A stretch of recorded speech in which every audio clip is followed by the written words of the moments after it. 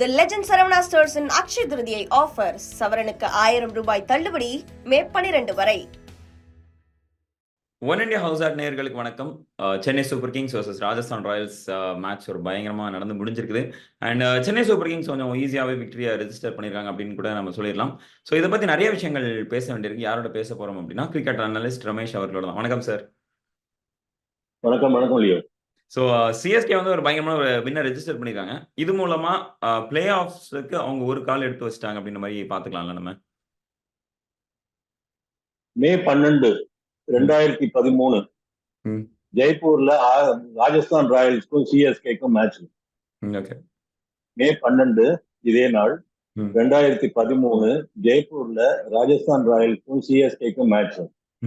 First விளையாடின CSK 141 for 4 அடிச்சாங்க. Chase பண்ண ராஜஸ்தான் ராயல்ஸ் 144 அடிச்சு ஜெயிச்சாங்க. முரளி விஜயும் ஹசியும் அடிச்சாங்க சிஎஸ்கேக்கு. அவங்களுக்கு ஷேன் வாட்சன் அடிச்சு ஒரு 70 ரன் அடிச்சு வின் பண்ணி கொடுத்தாரு. அப்படியே வாழ்க்கை ஒரு வட்டம். அதே மே 12 அதே 141 ரன் அதே ஃபர்ஸ்ட் பேட் பண்ணவங்க தோக்குறாங்க.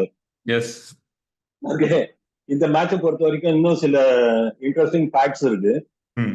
அஸ்வினுக்கு வந்து சேப்பாக் கிரவுண்ட்ல 50 விக்கெட் எடுத்திருக்காரு இந்த மேட்ச்ல.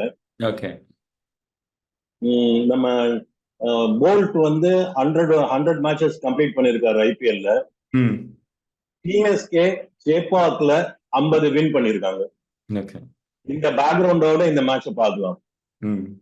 நல்ல கிளினிக்கல் விக்டரின்னு சொல்லலாம். பிச்சு பாத்தீங்கன்னா லியோ ரொம்ப நல்ல பிச்சு, அழகான பிச்சு, ரன் ஸ்கோர் பண்ண வேண்டிய ஒரு பிச்சு.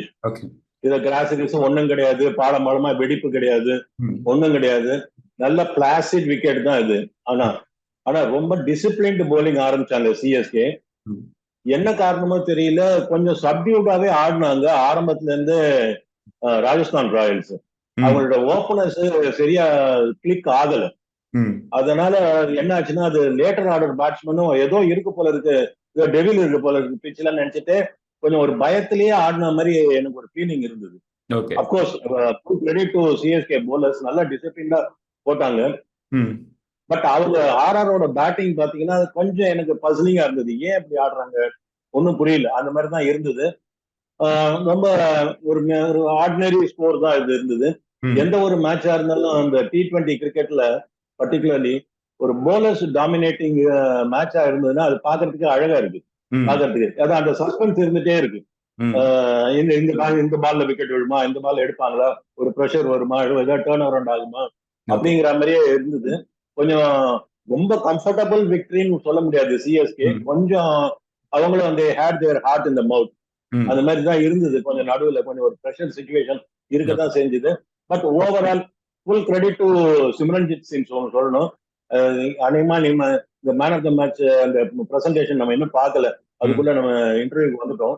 அவருக்கு தான் இருக்கும்னு நினைக்கிறேன் மேன் ஆஃப் த மேட்ச். ஏன்னா because he deserves it fully.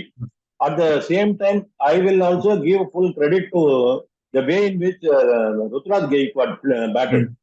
ரொம்ப சென்சிபிளா ஆடினாரு, ரிஸ்கே எடுக்கல. ஒரு டெஸ்ட் இன்னிங்ஸ் ஆடி T20 ஜெயிக்க முடியுங்கிறத இன்னைக்கு நிரூபிச்சாரு அவரு. ரொம்ப அழகா ஆடினாரு. ஒரு ஒரு ஷீட் ஆங்கர் ரோல் பண்ணாரு. அவர் அதர் எண்டா மட்டும் அடிக்க விட்டுட்டு அவர் கொஞ்சம் அப்படியே ஸ்டெபிலைஸ் பண்ணி ஆடிட்டு வந்தாரு கடைசி வரைக்கும். பியூட்டிஃபுல் இன்னிங்ஸ், ரொம்ப அழகா ஆடினாரு. எனக்கு வீரியம் முக்கியம், இந்த காரியம் தான் முக்கியம் அப்படின்னு இருந்தாரு இந்த மேட்சை பொறுத்த வரைக்கும். ரச்சின் ரவீந்திரா நல்ல ஸ்டார்ட் கொடுத்தாரு. மிஷேல் கொஞ்சம் அமக்கலமா கொஞ்சம் மாதிரி ரிதமுக்கு வரா மாதிரி தோணுது. பட் அன்பார்ச்சுனேட்லி அவுட் ஆயிட்டாரு. But good match Leo. Okay sir. ஆக்சுவலா சிஎஸ்கேயோட ஒரு பேட்ஸ்மேனா நீங்க சொன்னீங்க. அண்ட் ஆர்ஆர் சைட்ல நான் ஒரு விஷயத்தை பத்தி கேட்கணும்னு நினைக்கிறேன். ஆர்ஆர் வந்து இந்த சீசனோட தொடக்கத்துல இருந்தே ஒரு பயங்கரமான ரன்ல இருந்தாங்க. வர்ற மேட்ச் எல்லாம் வின் பண்ணிட்டு இருந்தாங்க. கடைசி 3 மேட்ச் இப்ப கண்டினியூஸா தோத்துருக்காங்க. இதுல நம்ம ஒரு பேட்டர்ன் ஒன்று பார்த்தோம் அப்படின்னா, ஆர்ஆர்ல வந்து Yashasvi Jaiswal and Jos Buttler வந்து சீசனோட ஸ்டார்டிங்ல இருந்த அவ்வளோ டச்ல இல்ல. அவங்க வந்து full and full depend on their middle order batsman இருந்தாங்க. குறிப்பா பார்த்தோன்னா ரியான் பராகா இருக்கட்டும், இல்ல சஞ்சு சாம்சனா இருக்கட்டும், இந்த மாதிரியான பேட்ஸ்மேனோட இது மேல கொஞ்சம் ஓவரா ரிலை பண்ணியிருந்தாங்க. இப்போ அந்த 2 பேர் பெர்ஃபார்ம் பண்ணாம ஒரு மேட்ச் இருந்தது அப்படின்னா எந்த மாதிரியா நடக்கும் அப்படின்றதுக்கான ஒரு எடுத்துக்காட்டா கடைசி 3 மேட்சஸையும் நம்ம பார்த்துக்கலாமா? Correct, you are right. RR is always known for losing the momentum. Last இயரும் அதே மாதிரி தான் ஆச்சு. நல்ல அமக்கலமா வந்துட்டு முக்கியமான சுச்சுவேஷன்ல அந்த மொமெண்டம் லூஸ் பண்ணாங்க. கிட்டத்தட்ட அப்படிதான் ஆயிட்டு இருக்கு. எப்படி நீங்க வந்து ஓப்பனர்ஸ் மேல கொஞ்சம் அந்த அந்த அந்த ரேஞ்சை பத்தி சொல்றீங்களோ அதே மாதிரி ஒரு முக்கியமான பாயிண்ட் என்னன்னா, சஹல் வந்து ஃபர்ஸ்ட் 6 மேட்சஸ்ல 11 விக்கெட்ஸ் எடுத்திருந்தாரு. அடுத்த 6 மேட்சஸ்ல இந்த மேட்சையும் சேர்த்து 7 அடுத்த 7 மேட்சஸ் 6 மேட்சஸ்ல 5 விக்கெட் தான் எடுத்திருக்காரு.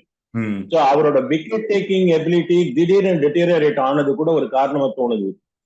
அவங்க ஏன்னா அவங்க வந்து சகல் வந்து குரூஷியல் விக்கெட்ஸ் எடுத்து கொடுத்து தான் வந்து அந்த மேட்ச் எல்லாம் ஜெயிச்சாங்க அவங்க. பட் அந்த ஏரியா கொஞ்சம் அடி வாங்குது. கொஞ்சம் போல்ட்டும் கன்சிஸ்டன்சி கொஞ்சம் கம்மி ஆகுது. இருக்காரு, அந்த மாதிரி இருக்காரு. அஸ்வினை பொறுத்த வரைக்கும் பிரமாதமா போடுறாரு, பியூட்டிஃபுல்லா போடுறாரு மேட்ச் பை மேட்ச். பட் என்ன ஆகுதுன்னா அஸ்வினை பொறுத்த வரைக்கும் சஞ்சு என்ன பண்றாருன்னா அவர் அந்த 4 ஓவர் தள்ளி விட மாட்டேங்கிறாரு. அவர் முதல் 3 ஓவர் ரொம்ப நல்லா போடுறாருங்கிறதுனால அந்த குரூஷியல் ஸ்டேஜுக்கு வச்சுக்கலாம் அப்படின்னு அவர் 4th ஓவர் வைக்கிறது வந்து அந்த 4th ஓவர் நிறைய ரன் கன்சிடர் பண்ணிடுறாரு. இப்ப 2-3 மேட்ச்ல அந்த மாதிரி நடந்திருக்கு அவருக்கு அன்பார்ச்சுனேட்லி. பட் 2 விக்கெட் எடுத்தாரு, அந்த மாதிரி இருக்கு. பட் நீங்க கேட்டது வந்து ரொம்ப வேலிட் பாயிண்ட். அது ஆர்ஆர் வந்து அந்த மொமெண்டம் லூஸ் பண்றாங்க. அது ஒருவேளை அவங்க ஆரம்பத்துல மேல கடகடன் மேல போய் உட்கார்ந்தது வந்து ஒரு கம்ஃபர்டபுள் பொசிஷன் மாதிரி தெரியுது. பட் இருந்தாலும் என்ன வேணாலும் ஆகலாம். பட் வெளியில போவாங்கன்னு எனக்கு தோணல. நம்பர் 2ல இருந்து கீழே இறங்குறதுக்கு வாய்ப்பு இருக்கு. Okay, okay sir. அண்ட் இன்னொரு விஷயம் அப்படி இன்னொரு சைடு கன்சர்ன் என்னன்னு பார்த்தீங்கன்னா, சிவம் துபேயோட ஃபார்ம்னு கூட நம்ம சொல்லலாமா? ஏன்னா இந்த சீசனோட ஸ்டார்டிங்ல ரொம்ப ஒரு முக்கியமான பிளேயரா இருந்தாரு சென்னை சூப்பர் கிங்ஸோட பேட்டிங் லைனுக்கு. பட் ரீசெண்டா அவரோட பெர்ஃபார்மன்ஸா இருக்கட்டும், அவரோட ஸ்ட்ரைக்கிங்கா இருக்கட்டும், எல்லாமே கொஞ்சம் டிட்டீரியேட் ஆன மாதிரி தெரியுது. அண்ட் ஆப்போனன்ட்ஸ் வந்து சிவம் துபே எப்படி அவுட் ஆக்குறது அப்படின்ற ஒரு வித்தியை கத்துக்கிட்டாங்களா? சிவம் துபே வந்து he has got a very limited stroke தான். அவர் வந்து 360 டிகிரி பிளேயர் கிடையாது. அவர் வந்து கிளியர் பண்ணாருன்னா கிளியர் ஆச்சு, அவ்வளவுதான். இல்லையா உள்ள அவ்வளவுதான் கேட்ச். ஏன்னா அவர் ஸ்ட்ரோக் பூரா ஃப்ரண்ட் ஆஃப் த விக்கெட் ஆடுறவர் தான் அவரு. அவருக்கு இந்த ஸ்கொயர் ஆஃப் த விக்கெட் ஆஃப்லயோ இல்ல லெக்லயோ ஆடுற ஆள் கிடையாது. பிஹைண்ட் த விக்கெட் ஆடுற ஆள் இன்னோவேஷன் எல்லாம் கிடையாது அவருக்கு. சோ அவரை வந்து நீங்க எடுக்கணும்னா எடுக்கலாம், கொடுக்கணும்னா கொடுக்கலாம். அந்த மாதிரி பிளேயர் தான் அவரு. அவருக்கு பட்டுதுன்னா மேட்சை திருப்பிடுவாரு, இல்லன்னா அவுட் தான். அது ஒண்ணு பேச்சு இல்ல. அதனால பட் என்னது அந்த கன்சிஸ்டன்சி நீங்க சொல்ற மாதிரி கொஞ்சம் இப்போ ஆஃப் லேட் இறங்கி இருக்கு, which is not a good sign. Because considering சிஎஸ்கேவோட கொஞ்சம் ஒரு பிரிட்டில்டு பேட்டிங் லைன் அப்ப பார்க்கும்போது அவரோட கன்சிஸ்டன்சி ரொம்ப முக்கியம். அது கொஞ்சம் மாறிச்சு அப்படின்னு சொன்னா கொஞ்சம் அஃபெக்ட் ஆகும் சிஎஸ்கேவோட பேட்டிங். நம்ம இதை ஏற்கனவே வேற பேசியிருக்கோம் நம்ம. ஓகே. சோ இப்போ நம்ம பார்த்தோம்னா சிஎஸ்கே வந்து டேபிள்ல 3rd இருக்காங்க. பட் அவங்க அடுத்த மேட்ச் வின் பண்ணா மட்டும்தான் அவங்க உள்ள போவாங்க அப்படின்ற மாதிரியான ஒரு நிலை இருக்குது. இப்போ மேபி லைக் ரன் ரேட்ல வந்து அவங்க ரொம்ப பெட்டரா இருக்கிறாங்க மற்ற டீம்ஸை கன்சிடர் பண்ணும்பொழுது. சிஎஸ்கே அடுத்த மேட்ச் ஆர்சிபியோட வின் பண்ணி அவங்க உள்ள போறதுக்கான வாய்ப்புகள் இருக்குன்னு நினைக்கிறீங்களா பிளே ஆஃப்ஸ்குள்ள? கண்டிப்பா வாய்ப்பு இருக்கு, டெஃபினட்டா இருக்கு வாய்ப்பு.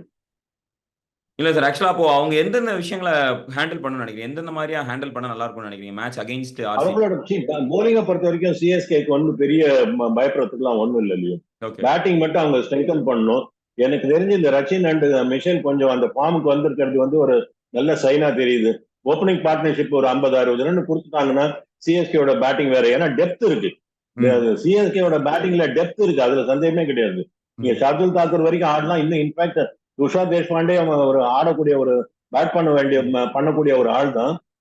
அதனால டெப்த பத்தி பிரச்சனை இல்லை, அந்த கன்சிஸ்டன்சி தான் நம்மளுக்கு முக்கியம். நிற்கிறாங்களாங்கிறது தான். ஏன்னா ஒரு பர்டிகுலர் ஸ்டேஜ் வரைக்கும் ஆடுறாங்க, அப்பா ஒரு மாதிரி செட்டில் ஆறாங்கன்னு நினைக்கும் போது அவுட் ஆயிடுறாங்க. மொயின் அலி எனக்கு தெரியல, எனக்கு ருத்ராஜ் என்ன மனசுல வச்சுட்டு இருக்காருன்னு தெரியல. மொயின் அலிக்கு ஒரு ஓவர் கூட போலிங் கொடுக்க மாட்டேங்கிறாரு. லெப்ட் ஹேண்டர்ஸ் ஆடும்போது கூட அவரை பேட்டிங்காக மட்டும் அவரை ஃபுல் ஃபிளட்ஜா எடுக்கிறதா? எனக்கு ஏன் அந்த மாதிரி பண்றாங்க? வெறும் ஒரு ஆஸ் அ பேட்ஸ்மேன் அவர் எடுக்கிறதா இருந்தா இந்த டீம்ல இன்னும் பெட்டர் பேட்ஸ்மேன் இருக்காங்களே, அது ஏன் பண்ண மாட்டேங்கிறாங்க? இல்ல நீங்க எப்ப மொயின் அலி எடுக்கிறீங்களோ அவருக்கு அட்லீஸ்ட் ஒரு 2 ஓவர் தள்ளலாம் நடுவுல, அது ஏன் பண்ண மாட்டேங்கிறாங்கன்னு தெரியல. ருத்ராஜுக்கு என்னமோ அவர் மேல நம்பிக்கையே இல்லை. அதனால சிஎஸ்கே பொறுத்த வரைக்கும் போலிங் ஓகே, கொஞ்சம் பேட்டிங் மட்டும் கொஞ்சம் செட்டில் ஆச்சுன்னா நல்லா இருக்கும். செட்டில் ஆயிடும். இப்போ கொஞ்சம் இந்த 2 நியூசிலாண்டர்ஸோட ஃபார்ம் வந்து ஆடுறத பார்த்தா ஒரு கான்பிடன்ஸ் இருக்கு எனக்கு.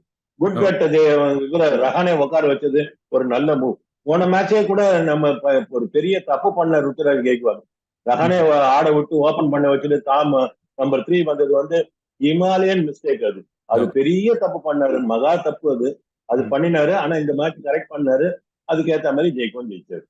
Okay sir. Okay. Thank you so much. உங்களோட இன்சைட்ஸ் எல்லாம் எங்ககிட்ட ஷேர் பண்ணதுக்கு. Thank you sir. Thank you Leo. Thank you. The legend Saravana ஸ்டோர்ஸின் அக்ஷய திருதியை ஆஃபர் சவரனுக்கு 1000 ரூபாய் தள்ளுபடி மே 12 வரை.